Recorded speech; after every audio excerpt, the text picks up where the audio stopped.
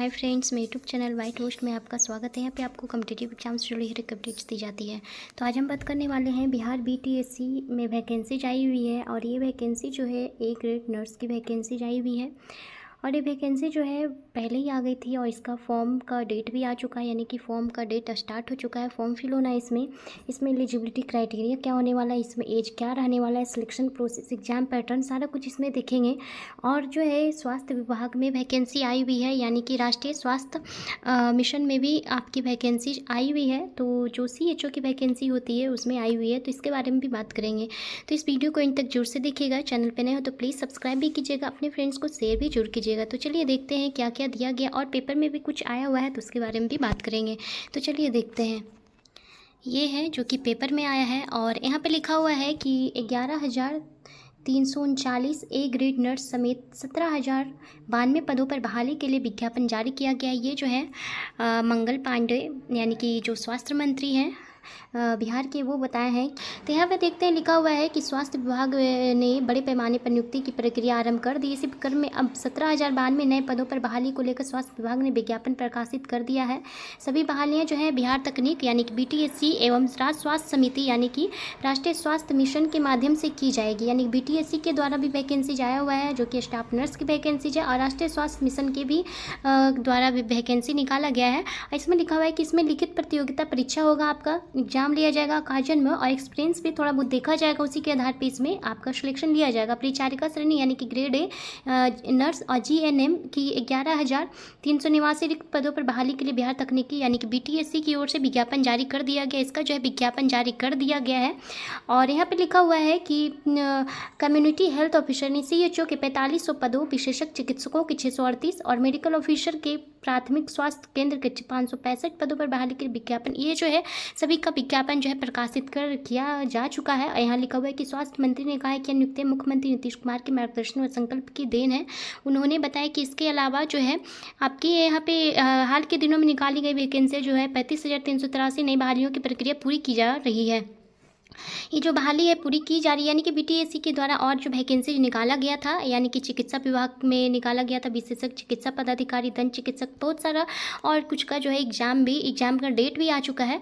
तो ये जो है एग्ज़ाम का जो डेट जिसका आया होगा आप लोग देख चुके होंगे इसका वेबसाइट पर। तो इसके वेबसाइट पर जाके सबसे पहले देखेंगे कि ये स्टाफ नर्स की जो वैकेंसी आई हुई है उसमें जो है क्या क्या मांगा गया है, एलिजिबिलिटी क्राइटेरिया क्या है, सारा कुछ देखेंगे। तो वीडियो को इन तक जोर से देखिएगा। तो चलिए उसके वेबसाइट पर देखते हैं। ये है इसका वेबसाइट और यहीं पर से निकालेंगे उसका जो अभी फॉर्म जो है उसका फिल हो रहा है। स्टाफ नर्स का जो भी फॉर्म फिल करना चाहते हैं कर सकते हैं। तो सबसे पहले इसमें देखेंगे एलिजिबिलिटी क्राइटेरिया क्या मांगा जा रहा है। यहाँ पे रिक्वायरमेंट है रिक्रूटमेंट। यहाँ पे जाने के बाद आपको जो है जो भी फॉर्म यहाँ पे आया हुआ होगा तो वहाँ पे दिया गया है। Advertisement for regular appointment to the post of staff nurse यहाँ पे दिया गया है और यहाँ पे एडवर्टीजमेंट आप देख सकते हैं। PDF डाउनलोड करके लिंक भी दिया गया, अप्लाई ऑनलाइन। यहाँ पे दिया गया एप्लीकेशन लास्ट डेट यहाँ पे दिया गया है 23 यानी 23 मई इसका लास्ट डेट रहने वाला है। रजिस्ट्रेशन लास्ट डेट भी 23 मई है और स्टार्टिंग डेट यानी 25 तारीख को इसका ऑनलाइन स्टार्ट हो चुका है। पेमेंट का भी लास्ट डेट 23 तारीख दिया गया है। इसको डाउनलोड करके देखेंगे इसमें क्या क्या दिया गया है। और यहाँ पे दिया गया है कि स्टाफ नर्स के पदों पर नियुक्ति हेतु विज्ञापन और ये जो वेबसाइट, इस वेबसाइट पे आप जाइएगा तो यहाँ पे इसका जो है सारा कुछ खुल जाएगा। यहाँ पे दिया गया है कि वेतनमान स्टाफ नर्स का 9300 से 34,800, ग्रेड पे आपको दिया जाएगा 4600, साथ में पुनरीक्षित वेतन संरचना में वेतन स्तर 7 का यानी लेवल 7 का इसमें आपको वेतन दिया जाएगा। यहाँ पे दिया हुआ है अनिवार्य शैक्षणिक योग्यता, मान्यता प्राप्त संस्थान से भारतीय उपचर्या यानी कि इंडियन नर्सिंग काउंसिल या फिर नई दिल्ली द्वारा समय समय पर अवधारित अवधि का जनरल नर्सिंग यानी कि GNM कोर्स में उत्तीर्णता होना चाहिए। NM तक संबंधित प्रमाण पत्र प्राप्त रहना आवश्यक होना चाहिए। और नीचे दिया गया है कि साथ ही बिहार परिचारिका निबंधन परिषद पटना से निबंधित रहना भी अनिवार्य होगा। BSc यानी कि नर्सिंग योग्यताधारी भी आवेदन के पात्र होंगे। जो BSc नर्सिंग के हुए वो भी इस फॉर्म को फिल कर सकते हैं। यहाँ जो पोस्ट दिया गया है यानी कि वैकेंसी जो निकाला गया है 11,389 का सारा का दिया हुआ है और फीमेल का अलग दिया गया है।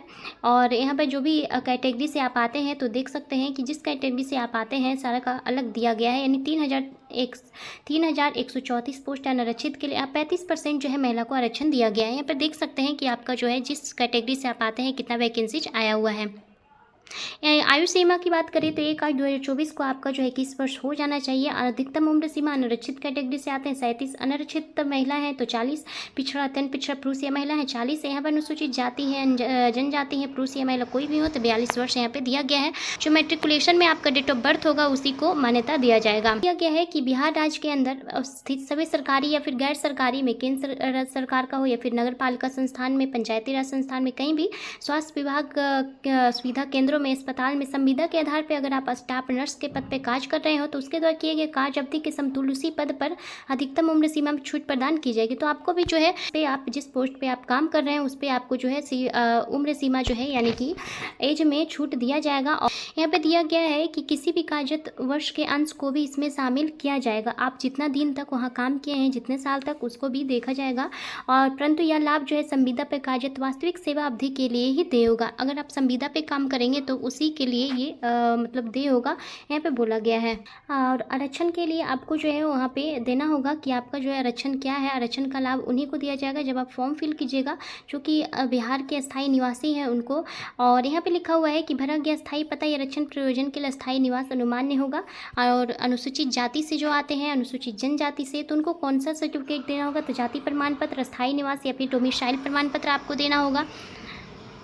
और जो पिछड़ा वर्ग, अत्यंत पिछड़ा वर्ग से जो आते हैं तो उनको जो है क्रीमी लेयर रहित प्रमाण पत्र बिहार सरकार के प्रयोजनार्थ यानी एनसीएल देना होगा। स्थायी निवासी मूल या फिर डोमिसाइल प्रमाण पत्र आपको देना होगा। जो आर्थिक रूप से कमजोर वर्ग से आते हैं आय एवं परिसंपत्ति प्रमाण पत्र देना होगा। स्थायी निवासी यानी डोमिसाइल प्रमाण पत्र आपको देना होगा।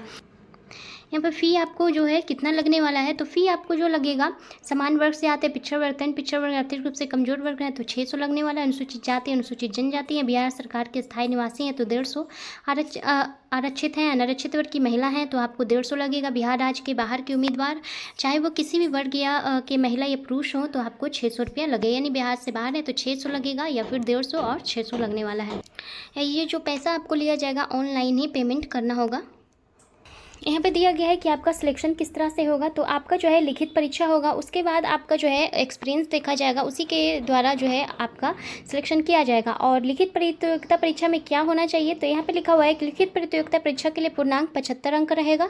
रिटन एग्जामिनेशन जो कि सीबीटी एग्जाम होगा आप लोग का, कार्यानुभव प्राप्तांक बिहार राज्य के अंदर अवस्थित सभी सरकारी या फिर गैर निजी या फिर कोई भी प्राइवेट में हो या फिर केंद्र सरकार, नगर पालिका संस्थान में, पंचायती राज संस्थान में, कहीं भी हो, स्वास्थ्य सुविधा केंद्र, अस्पतालों में संविदा के आधार पर स्टाफ नर्स के पद पर संतोषजनक कार्यानुभव के लिए प्रतिवर्ष 5 अंक, अधिकतम 25। अगर आप संविदा के आधार पे भी नर्स हैं यानी स्टाफ नर्स के पद पे काम कर रहे हो तो आपको जो है 5 अंक दिया जाएगा एक्स्ट्रा, अधिकतम जो है 25 अंक दिया जाएगा। यानी कि 1 साल के लिए अगर आप काम किए हैं तो 5 अंक दिया जाएगा।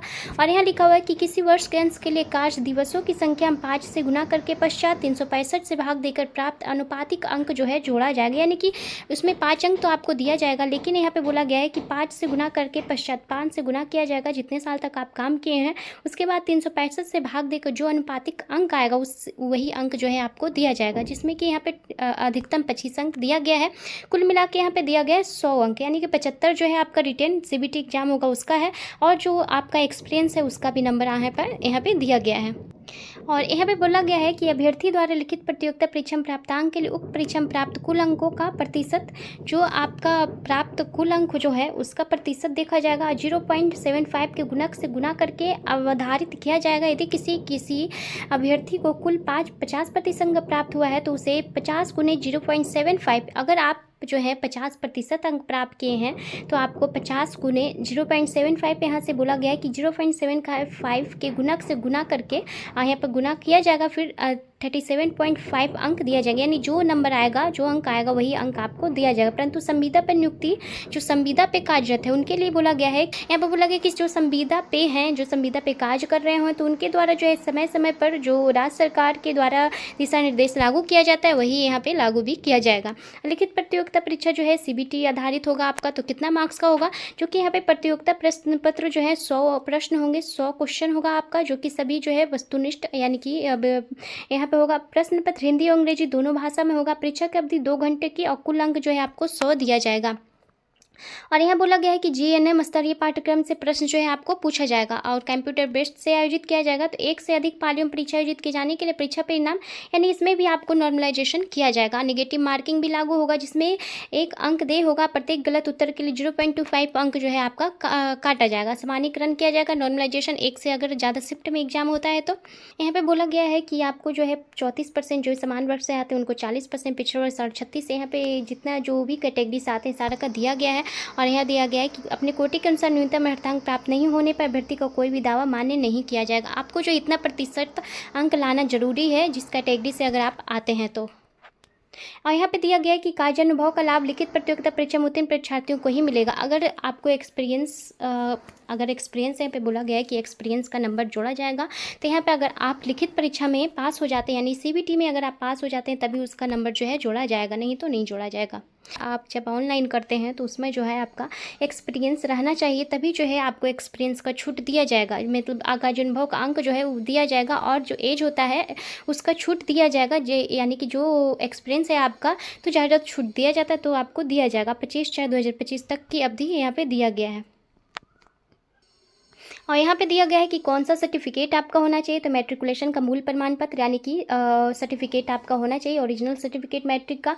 यहाँ पर जीएनएम जो किए हुए बीएससी का अंक प्रमाण पत्र यानी मार्कशीट होना चाहिए, मूल प्रमाण पत्र भी होना चाहिए यानी प्रोविजनल सर्टिफिकेट और ओरिजिनल सर्टिफिकेट दोनों यहाँ पे मांगा गया है। यहाँ पे लिखा है बिहार परिचार का निबंधन परिषद से निबंधित होने का निबंधन प्रमाण पत्र होना चाहिए। बिहार से बाहर अवस्थित संस्थानों का भारतीय उपचर्या परिषद, इंडियन नर्सिंग काउंसिल नई दिल्ली से अभ्यर्थी के सत्र में यानी कि सुटेबिलिटी का प्रमाण पत्र भी होना चाहिए। जाति प्रमाण पत्र, क्रीमी लेयर रहित, आर्थिक रूप से कमजोर वर्ग से है तो उसका प्रमाण पत्र, अस्थायी निवास आवासीय बिहार राज्य के स्वतंत्रता सेनानी है तो उनका प्रमाण पत्र, जो दिव्यांग है उसका प्रमाण पत्र, अगर आपका एक्सपीरियंस है तो उसका प्रमाण पत्र आपको देना होगा विहित प्रपत्र में। यहाँ पे बोला गया है।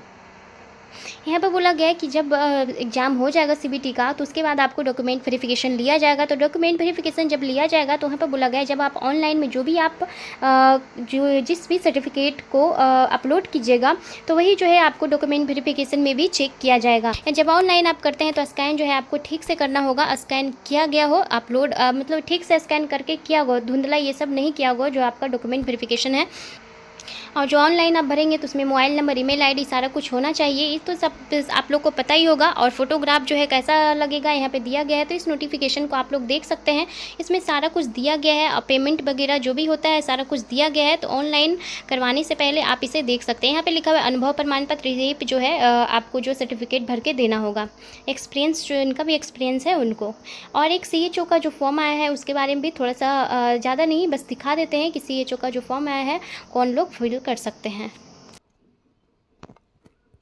ये आपका जो स्वास्थ्य यानी राज्य स्वास्थ्य समिति बिहार की तरफ से विज्ञापन 2025 और यहाँ पे दिया गया है कि 4500 जो कि पद है CHO का और CHO का यानी कम्युनिटी हेल्थ ऑफिसर का पोस्ट है 4500। और इसमें जिस कैटेगरी से आप आते हैं सारा का दिया हुआ है किस कैटेगरी से आप आते हैं तो इस इतना फॉर्म निकला हुआ है वैकेंसीज और कौन से लोग फिल कर सकते हैं यहाँ पे सारा कुछ बताया गया है। और इसमें जो है सारा कुछ दिया गया। इसका फॉर्म का डेट जो है 5/5/2025 यानी 5 तारीख से इस का फॉर्म जो है ऑनलाइन स्टार्ट होगा। इसमें 5 तारीख और 26 तारीख तक यानी कि 26 मई तक इसका फॉर्म का लास्ट डेट दिया गया है। तो इसके बारे में भी सारा कुछ डिटेल से बताएंगे। तो वीडियो जो है बहुत ज़्यादा बड़ा हो जाएगा, इस वजह से मैं इसके बारे में नहीं बता रही हूँ। तो फिर कभी इसके बारे में मैं बताऊँगी अगले वीडियो में। मैं नेक्स्ट वीडियो जब आएगा तो इसके बारे में मैं बताऊँगी कि कौन से लोग जो है इस फॉर्म को फिल कर सकते हैं, कैटेगरी वाइज वैकेंसीज कितना आया हुआ है, सारा कुछ इसमें बताएंगे। तो अगर वीडियो अच्छा हो तो इसमें कुछ भी डाउट हो तो कमेंट करके जोर से पूछेगा। चैनल पर नहीं हो तो प्लीज़ सब्सक्राइब भी कीजिएगा, अपने फ्रेंड्स को शेयर भी जरूर कीजिएगा। अगर वीडियो अच्छा हो तो एक बार लाइक भी जरूर कीजिएगा। And bye, thank you.